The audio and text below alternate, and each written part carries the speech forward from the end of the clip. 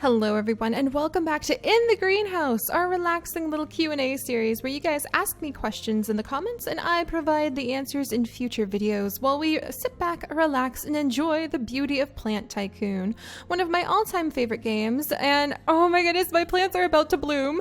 They are not very healthy either, so it looks like we got another slew of seeds that really desperately actually needed the higher quality soil, but we'll see if we can manage to get these guys sold off before they die so we can at least make a little bit of money and get towards the ability to afford that higher quality soil.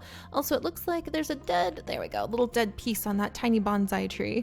And we are still searching and searching and searching for some of the rare seeds. And once we start unlocking the super rare seeds through crossbreeding our plants, there's a butterfly.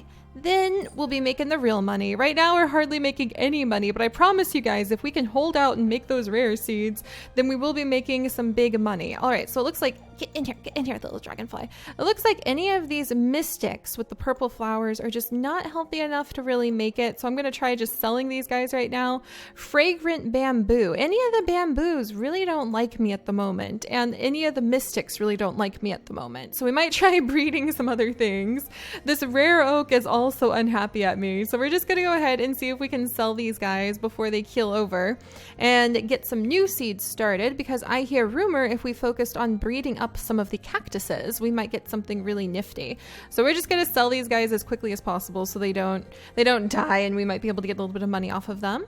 But all right, so I am still in the process of moving. We only have a couple more days left here in North Carolina and I am so excited, and I've just been like scrambling all over the place, and we've been really enjoying time with Chips's family before we have to move. We went and we saw lemurs yesterday, which was so exciting. We went to the Duke Lemur Center and we really enjoyed that, and I really told Chips how much it made me realize that to really go on the adventures, there's things that we could have done. Go to the zoo, we could have gone to that lemur center several times over. Oh sweet, it's sold, wonderful. We could have gone to that lemur center several times over by now because we've only lived 40 minutes away from it for a year, and we didn't. That was the first time we went, just because I feel like I didn't get my act together fast enough, and I feel like I didn't just put my foot down and go, today's the day we're gonna do it. And so going and doing that and trying out, we went to a little vegan cafe, so we got to try out a vegan cafe called like Flava Cafe, and it was mostly like vegan Jamaican food, which was very interesting. I had like an almond seafood in quotations. It was almond and nori, which is seaweed, and like vegan mayonnaise and a whole bunch of other things mixed in, and it really did taste like you were eating sort of like a seafood sandwich, so it was really interesting. And we got to try all of those new things because we kind of had that extra pressure of going and doing something before we move. And it was really fun to go try those new things. And I don't want to have to wait until the extra pressure of this is the only time, this is maybe the last time you ever get to do this, to do something fun like that. So I'm really looking forward to moving to Michigan and really taking advantage of the things that are over there.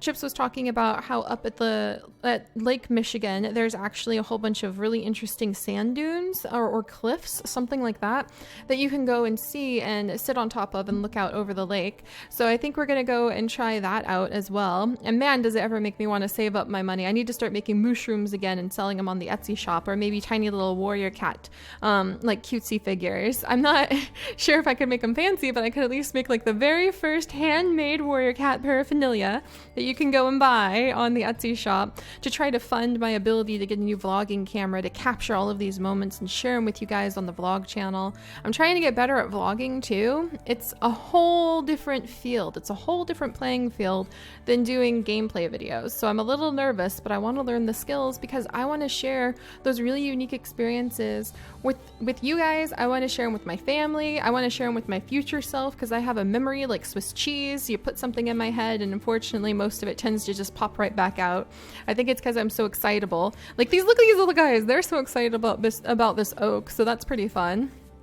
But yeah, so I'm really pumped because we went on a little adventure yesterday and I want to go on more adventures. So there's the little spiel about how the move is going. Today we're also going to be taking all of the donation items over to Goodwill or somewhere like that. And with that being said, let's go ahead and we're going to jump into some of your guys' questions. And I'm going to try to answer as many as possible today because I always get sidetracked. But oh well, this is rambling. So if I get sidetracked, so it is. All right, so jumping right in, Colbart Colbat Spark and Happy Pumtato. Hello, Happy Pumtato. I remember you've been asking lots of questions lately.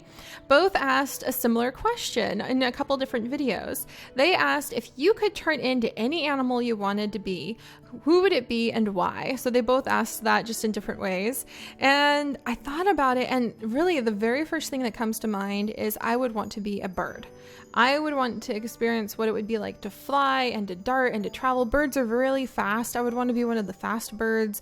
Maybe a Carolina wren, because I love Carolina wrens. In a previous greenhouse video, I talked about if I was any animal, what animal would I be? And I picked Carolina wren because I think it suits my personality quite well. They mate for life. They're very curious. They kind of get into everything. They're very small little brown birds that look pretty plain, but when they start talking, they have a huge range of vocal levels, vocal tones, songs that they do, and they really get into everything. They're super curious, and that's one of the things I loved about watching Carolina wrens here is that anytime I changed anything on my deck, I moved a flower pot or I put a new pot out or I had like a new decoration set that I would organize on the deck, then without fail, the Carolina wrens would be the ones who would show up and they would jump inside of the pots. Most of the birds don't want to be contained like that. They want to just be able to have a big open space to be able to dart in and out and kind of grab the seed and run. But the Carolina wrens would actually jump like inside of the flower pots, and you could see them like tossing leaves around or like moving or tugging on the bags or climbing under the bags. They wanted to see everything that was going on my deck, and anytime it changed, they wanted to investigate and kind of give their opinion on it. And I thought that was really fun, just their sheer amount of curiosity. They really have a lot to say for such a small bird, and not in an annoying bird way. Just when they decide to speak, they have a very loud voice, and they have a lot of different chatters. They have a lot of different alarm calls. They have a lot of different social calls that they'll do between the two mates. And I loved that. I really, really loved that. So if I could be any bird for it, or any animal for a day, it would probably be a Carolina wren because I feel like I identify really strongly with them. And also Happy Pumtato says their favorite flavor of ice cream is definitely vanilla. So that reminds me, if you guys could be any animal for a day, what would it be? I love hearing those answers. I love hearing what you are up to, like what your thoughts are. All right, let's get some more seeds planted really quickly. I need to get a little bit more methodical with how we are trying to breed for our plants, I think. There are plant charts for Plant Tycoon that you can actually look up if you want to, but I very rarely peek at those. I only peek at those if I think I'm really, really, really off track and I'm like, something has gone horribly wrong here. But I very rarely peek at those because I like the challenge of just kind of throwing some random seeds down and seeing what happens. Let's see if we can sell this thing before it dies. Go, little plant, go. So what animal would you guys want to be if you could be an animal for a day? Because I would really, really, really love to learn that. And then Kata Marie Clark, who has been around in our community for a very long time, hello, my dear, asks, what's your least favorite animal if it doesn't include bugs or insects? And I mean, it sounds like such a cliche to say that I find all animals fascinating, but I really do. Even water bugs are fascinating to me. I have never been creeped out. I've actually been very attracted to learning about snakes and sharks and the things that other people are quite concerned over. I think the eye is absolutely adorable and fascinating, and I saw one yesterday, and they're huge. I thought eyes were tiny, and they're actually like, at least if what I saw was properly an eye, and that's what the guide said it was bigger than a raccoon. And I had no idea they got that big. So even the eye, which is arguably one of the oddest looking creatures out there in the world, is fascinating to me. And I think I enjoy animals because I enjoy them more than skin deep. I love learning about them and their place as the puzzle piece of the ecosystem that they are. All of the pieces fit together in some way. Nothing is really wasted in nature. Not really. You could argue short term, there's a lot of waste among some creatures. But if you look at the overarching, like through the thousands of years and hundreds of thousands of years and millions of years that time marches on the planet, nothing is really wasted.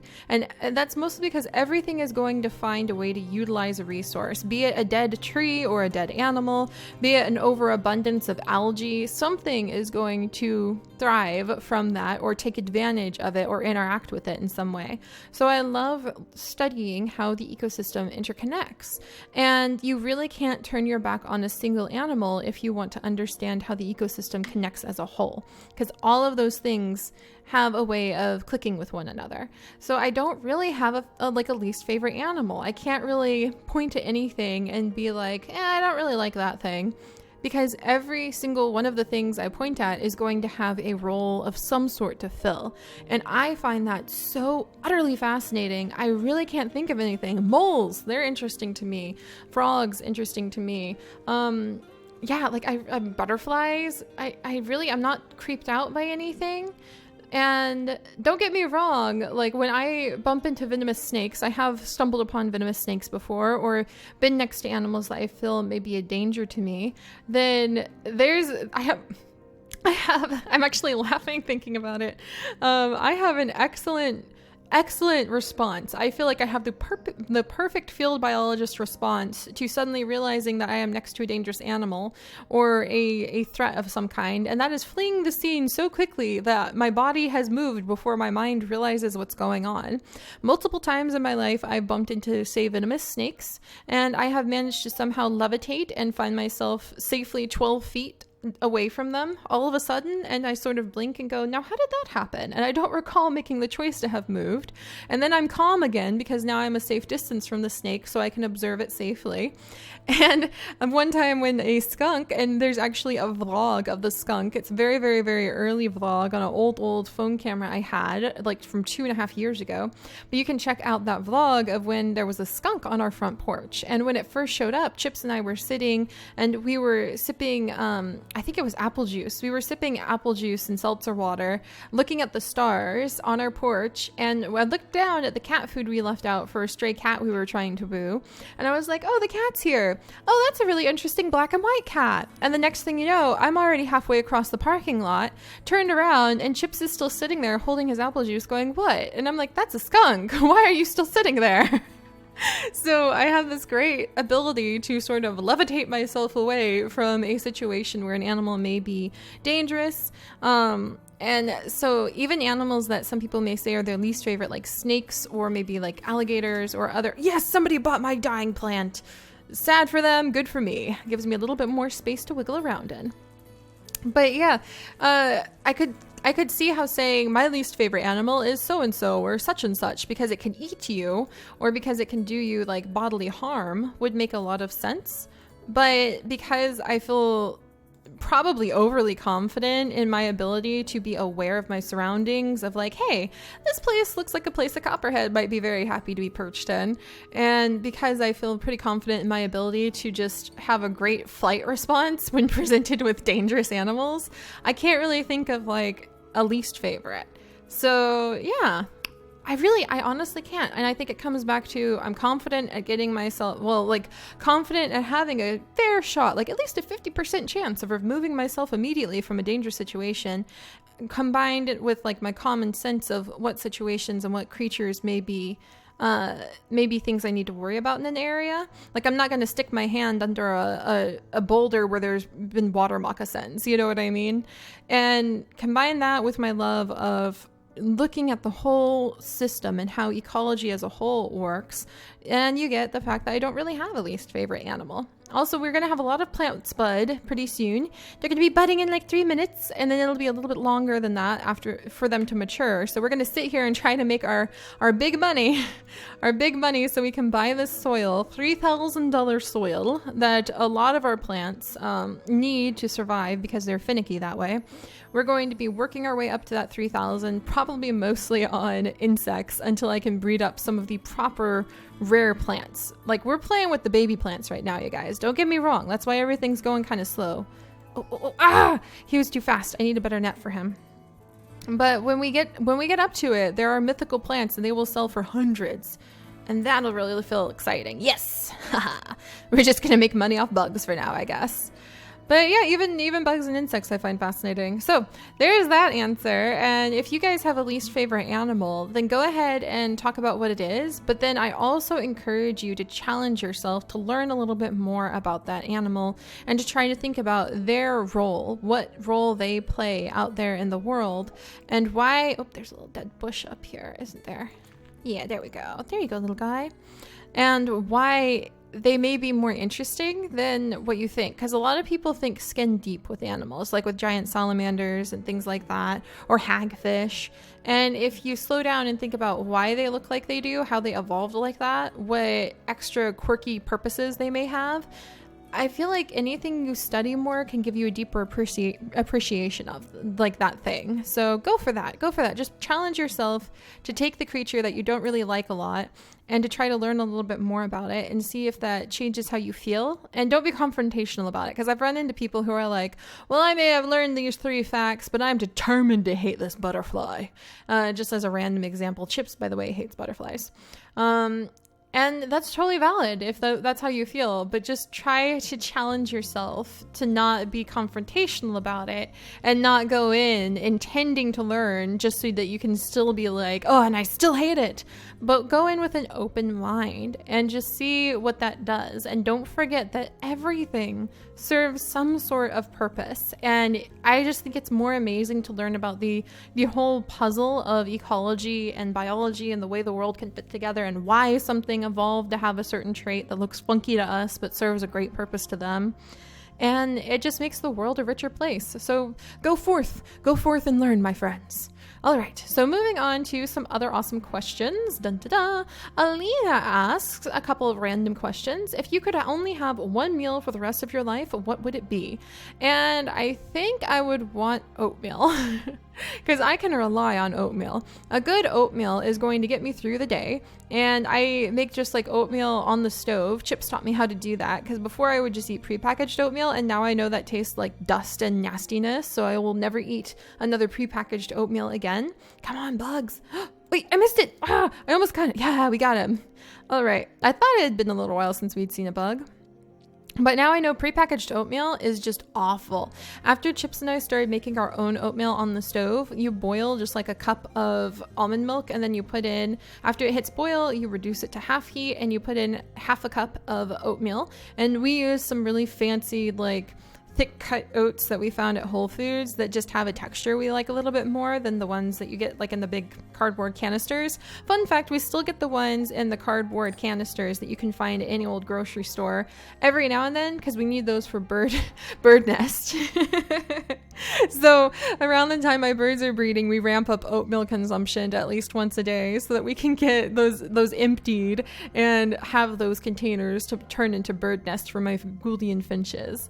So it would be oatmeal because I just feel like oatmeal can get you through the day, and we cook it on the stove. Just a cup of almond milk of whatever choice that you prefer. We like unsweetened. I prefer Almond Breeze. He prefers a different brand, so we get both. Unsweetened vanilla almond milk, 1 cup, half cup oatmeal, and then add in some cinnamon. Ooh, got that little bug too. Man, we're making good money off bugs.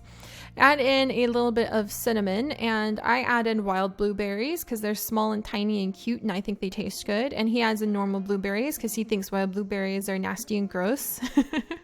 We parallel a lot of our foods. Like we just tweak it a teensy bit on both sides. And if I eat a thing of oatmeal, I'm going to be feeling good for the day. I'm going to be feeling like I'm satisfied and full. Sometimes I'll suffer and put my poor oatmeal through the worst of it by putting in some like vegan protein powder if I need an extra protein boost. And I can get stuff done. And at the end of the day, that's what I need food to do for me, is give me the energy to experience life. So I would choose oatmeal, even if it's boring and plain, because it would give me the energy I need to be able to go forth and explore the world. So that's not the fun food I would pick if I could eat only one food the rest of my life, but it's the efficient one. And then, what is your best childhood memory is question number 2. That's a tough one because I actually have a little bit of memory issues. That's one of the reasons that I want to learn how to vlog so much. So I can't remember things very well, especially the further away in time I am, like my childhood memories. They're really difficult for me to recall. I can remember when my grandfather spilled a cup of coffee on me, like a whole pot of coffee on my lap by accident, and it burned me, and that's why I hate coffee. But I think that's like not the best childhood memory. That's the opposite. I remember having to go to summer school, but that's also like, why do I only remember the bad things? This is why I have a joy journal, because I need to remember the good things, and it's difficult sometimes in life to do that. So let me think. Best childhood memory. I know, see, I contextually know a lot of things happened. I'm like, I know that I would go on daddy dates and mommy dates where my parents would take us out. Like you could get 1 day off a year, or like 1 day off a quarter or semester, depending on the way the year was going, where you could stay home from school and you could go out and like go to the movies with them and have a really good day with them. In fact, that's one of the memories that's starting to come back to my mind right now. It's drifting deep, deep, deep from the surface. From whatever place means that I have Swiss hole memory, and it's very, very hard. It just is hard for me to remember things back then. And things were really hard back then, so that makes sense. Self-preservation or stuff like that. But reaching into those depths, I can pluck out the time when I was probably maybe 13, 14 years old, maybe 16, somewhere in that range. And my dad took me to go see a movie for Valentine's Day. I don't think it was like on Valentine's Day, but it was to celebrate like Valentine's Day. And my family's always done that. Every holiday, we try to like openly celebrate between lots of different people. And he took me to see Caroline in theater, and it was a lot creepier than we both thought it was going to be, but we had a nice day out. I think we even had like a lunch out at a little diner, which is unheard of because we had no money growing up. So to go to a movie and to get to eat out with my dad, like a $12 meal at a diner, that was a big deal. But I remember that just very vaguely, and it's very tiny, like a little fragmented memory, but it was a really wonderful time. I remember my parents loving me. I remember my dad being exhausted from work, but I would come home from school and he would have made my bed for me or have like folded my laundry for me, and he would leave like little notes like, I hope you had a good day, on my pillow. And he would leave like, maybe if he went out to get my mom like chocolate, he would get my sister and I chocolate too and like put them on our pillow. So I remember those things. My father being extremely loving and attentive to the family and working hard, and then coming home and then working hard. I remember going to art festivals when my mom was feeling, the years when she would be feeling good enough, we would go to the Heritage Festival and we would go to art festivals. And I remember like her getting so excited about all the stuff, and she would always be sad because we didn't have any money to buy anything, and she would always be like, oh, if only I had the money. But then once she got over that part, she would focus on how much fun it was to be among other artists, because she's such an amazing artist, and she would strike up conversations with them and chatter with them about art techniques. And I remember those things. I remember one time my brother sneezed curly fries out of his nose during the Heritage Festival, and it was extremely painful for him, but it's still a memory that we can't help but laugh about. It was also really gross, but you know, when you're a kid, that's kind of amazing. So those are some of my best childhood memories. It's very hard for me to remember things, so I know I talk about that a lot. Like, I have a bad memory, or if you're trying to contact me through email, please, like, don't be afraid to email me repeatedly. I'm not ignoring you. I probably just forgot, and not in an offensive way, but like, there's reasons. There's reasons. Maybe one day I'll go into that. But my bad memory isn't a personality trait. It's like a physical thing. So that's why I want to vlog a lot too. And then number 3 is, what are you most afraid of? And that's a good question. That's a really good question. Also, these are dying. Let's just ship these out. Yay, my little daisy fern. I'm going to go ahead and self-propagate my daisy fern. And actually, I'm going to propagate this against this, and we'll see if we can get any of these seeds really quickly. And let's go ahead and see if we can sell those. Well, that's only one plant, so I'm going to sit here and catch bugs because I'm probably going to make more money doing this instead. But, and in fact, if we're going to sell bugs, there we go. We'll see if we can get at least one of the daisy plus mystic seeds from this guy before they die. But yeah, what am I most afraid of? If you had asked me that question 2 years ago, I would have had a huge list of things. I would have been quite the terrified little person, socially anxious. I would have been afraid of all the loan debt that I still to this day have from my student loans. I would have been afraid of failure. I would have been afraid for my family and their future. And things have changed a lot in 2 years.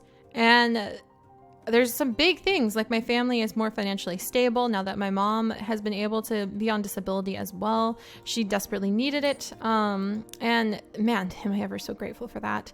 And then we're going to self-propagate this guy to get these things. And then financially, things have gotten much better because of my channel, and I've been able to help my parents out significantly every month. And that's a huge thing for me. I'm tackling my loans. I have got momentum. I've got confidence in my skills and abilities now because I work hard and I focus and I wake up every day determined to try my best. And I don't think I would have the energy to wake up and to do those things and have crawled out of the like nervous little anxious pit of depression that I arguably was stuck in for a very long time if I hadn't met Chips. And I don't mean that in the foo-foo-y, oh, I fell in love and then love healed everything in my heart. Now life is wonderful. I mean that in the way that he is truly one of the most zen personalities and people I have ever met. I have never, in 3 years of loving and living with this man, seen him angry. Not once. That's a huge deal for me. I am terrified of angry people. When like the couple downstairs starts fighting, I end up in tears and like rush over to Chips every time, and we'll go on a walk so I don't have to listen to them because I just fall apart when it comes to that kind of arguing. When I worked at retail and a customer would start yelling at me, I just fall to pieces. And again, that's just kind of like a personality thing and an inherited trait thing from the things I've been through in life. But I have never seen him lose his temper, never seen him angry. I've seen him irritated maybe twice. I can't even recall the instances because he just goes kind of calmly quiet, nods, takes a deep breath, and then just lets it go. He really is amazing that way. And when you're around someone who doesn't get mad, who doesn't get upset, who doesn't get angry, oh my gosh, this thing's matured. It has just nothing for a flower. What are you even doing, Viola Maple? Here, have some daisy fern pollination and we'll see if we get some sort of weird seeds from you before you die too. But Chips is truly one of the most zen people I know. And I think he often we're both just not religious, but he definitely talks about, if anything, it would be kind of more a Buddhist philosophy of just things are what they are and you roll with it. And he really lives up to that. And when you're around somebody who doesn't get mad, who stays calm no matter what the situation is, who lets things go, who doesn't get irritated, who doesn't get frustrated, who doesn't let any of the little things get to them, who doesn't let the big things get to them, you can't help but change your life too. Like when our movers weren't able to get to the U-boxes, when they went on Sunday and the place where the U-boxes were closed on them and didn't tell them, oh, this guy has no flowers either. What are they doing? I don't even know what they're doing. Here, have some of those seeds. But the place closed on them without telling our movers. So they closed at really weird hours because they were a dealer and not the actual like U-Haul hub. And this is relevant, trust me. And so our poor movers went to pick the stuff up at the time that the people said they could pick it up, and the place was closed. And my removers, so that was a little frustrating because we were supposed to have everything done. Well, I would say frustrating, but it actually wasn't. Like Chips and I were just kind of like, well, okay, I guess we're not moving all of our stuff into the boxes today. The next day, our movers went to pick up our boxes from the moving place that had closed early the day before, and they had given our boxes away. And they were like, well, you didn't show up yesterday, so we sold them to someone else. And like a lot of people, like when I put that up on Twitter and on Facebook, a lot of people were like, wow, I would be so angry. And Chips and I, it didn't even occur to us to get angry. We were just like, well, okay, how are we going to fix this? And we found another place where our movers could go pick up new boxes, and we figured out how to get them, and that we weren't out any money as a result of like our deal with like our contract with U-Haul. We weren't out any money. We just had to take a moment to kind of reorganize where we were going to get things and reorganize the times, like the timetable. Maybe it's because we both work from home right now and we are really relaxed anyway, and we had an open schedule, but that didn't irritate us, that didn't frustrate us, that didn't make us lose our tempers. We were just pretty chill about the whole event. And that's just like one example, because then when everybody on Facebook and Twitter were saying, man, I would be so angry, I would be so upset right now, I'd be calling customer service, and we couldn't help but look at each other, and we really couldn't come up with a reason why we would be upset about it. And that kind of sums everything up. Like he would, for example, last week, the week before, he was driving down like a construction road, and they had done a very bad job on tearing up the street, and it caused like hundreds of dollars of damage to the bottom of the car. And I guess most people would be pretty upset about that. And it was a little bit of a like, well, that's not the most pleasant thing, sort of mental commentary. But it was just kind of like, well, those things do happen. There's nothing we can really do to like go towards anybody and be like, hey, your shoddy work on the street damaged our car, because there's nowhere that we could have really like shook anyone down for the money for repairs for. So what's the point of getting upset past that? What's the point of like just burning your anger and your frustration into thin air past that? There really isn't any. So we just took care of it and got the car fixed and moved on with life. And that's kind of our philosophy, I think. And like when the plane died, there's another good example. Wow, I'm getting a beetle invasion over here. When the plane died on the tarmac when we were coming back from Colombia, like we were in Chicago somewhere and trying to fly out of Chicago, and they unplugged our plane from the, oh yay, look at this guy. Oh, blue star lemon bush. Let's go ahead and propagate you. And then we're going to get the blue star martini. We're going to get these guys all growing. Yeah, there we go. But yeah, when they unplugged our plane from the battery that they have it charging at when it's sitting and everybody's boarding and unboarding, the plane just died. And we had to sit there for an hour before they figured out what we were going to do. Like, because they were trying to figure out, can we get the plane going again? Is there another plane we can put these people on? So we're sitting there in the tiny plane for an hour, which would have been almost the complete plane actual ride home that we needed. And he and I didn't get upset. We just shared the food that I had put into my purse that we had purchased to eat on the plane. We read our books, and then we joked about it with each other and just were chill. And that is the effect that he has had on my life. I can't really think of anything that makes me upset or nervous or truly afraid anymore. There's things I react to, like the arguing couple downstairs when they're fighting. There's things that I do react to, but I think that it's normal to kind of be like, and want to leave the scene when there's like violence going on and you just need to like skedaddle somewhere. I think that's a normal reaction. And so anything that I'm like truly afraid of, anything that keeps me up at night, the way that I used to be kept up at night with personal fears and frustrations, I really can't think of anything. I remember I used to be so scared growing up that like about my parents, because my dad had multiple heart attacks, and you know when you're 10 years old, you're laying there in bed and you're like, is dad gonna come home from the hospital?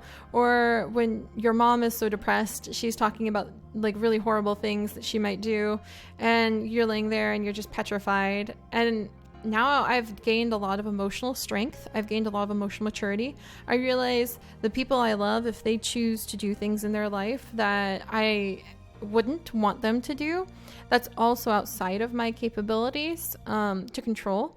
All I can do is love and support them the best that I can and let them make their own choices. So I've gained emotional maturity that way. I've gained financial stability and confidence in being able to keep a roof over my head, which is probably the biggest driving fear I've had in my life, because we always had that threat. And Chips is really great about helping to keep enough food in the house, because I grew up very food poor. There were not a lot of really good foods in the house because we didn't have any money. So one of my old fears used to be I would start getting really irrationally irritated and frustrated, and I didn't understand why I felt so anxious.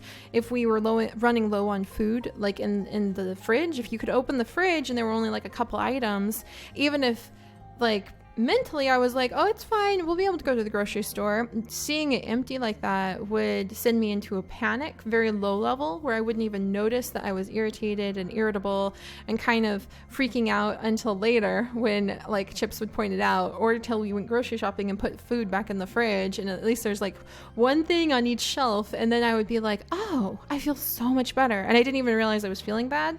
So there's like low level fears I used to have like those, and they've really gone away. You guys, I really can't think of anything I'm afraid of anymore.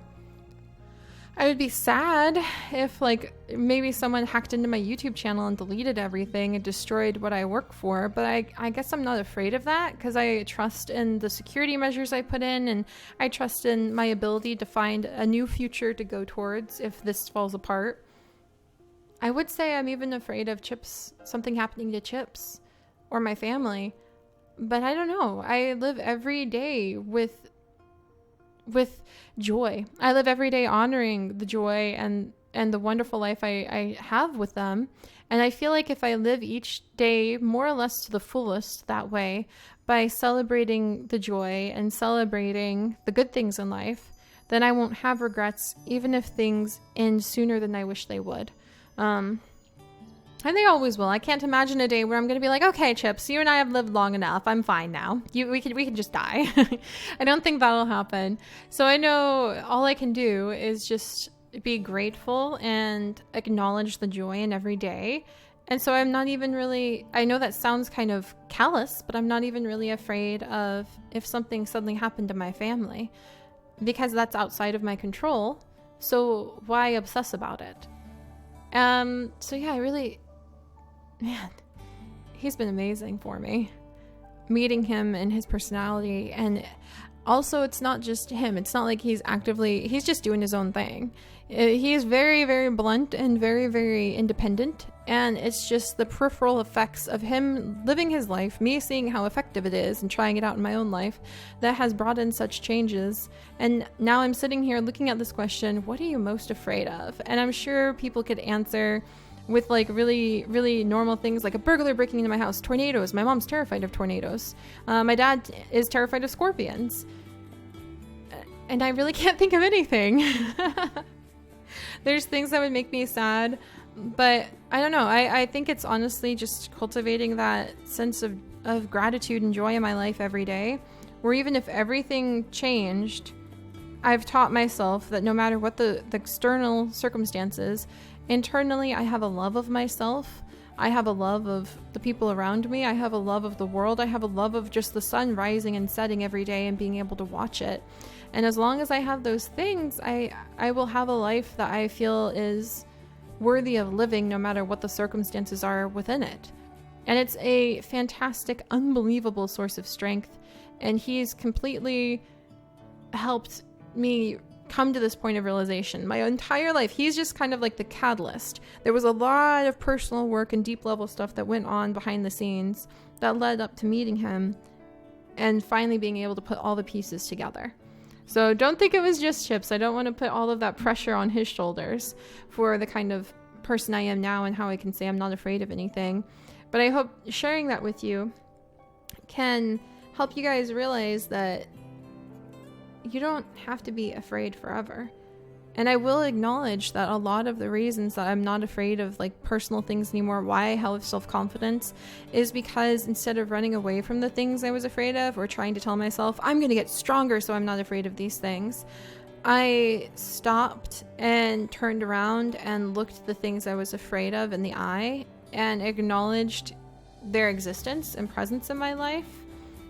And that's really hard to explain, but I'll just kind of leave that there. I did do a lot of deep level work where I went, okay, let's just say as a mental exercise, this thing that I am terrified of actually happens. How bad would it really be? And 95% of the time, the answer is not as bad as my imagination makes it. And that took away a lot of the fears I used to have. So there's that. That got really deep. Oh my goodness. No, it's dead. It's dead. It's onion rings. No wonder no one wants to buy it. Oh, it's dead. Oh, this is dead too. They're all dead. So yeah, there we go. I'm going to get some new plants planted. Ooh, there's lots of interesting new seeds that we get to play with. And thanks for letting me just kind of do that very odd little ramble. This guy's just about to die, so we'll just get rid of him. Thanks for letting me just kind of dive into that interesting little ramble, because it does help me realize, wow, life is pretty amazing now. So I'm going to take care of these seeds, and I'm not going to apologize for my rambling. I always have this urge to apologize for rambling about really random things. Get in here. Ah, I got that little bug. About really random things when I go off on a tangent for 20 minutes like that. But that's what this series is for. Thanks for letting me just relax and start my morning of the moving days in such an interesting way. I hope you guys are having a great day, and I will see you all next time. Bye-bye.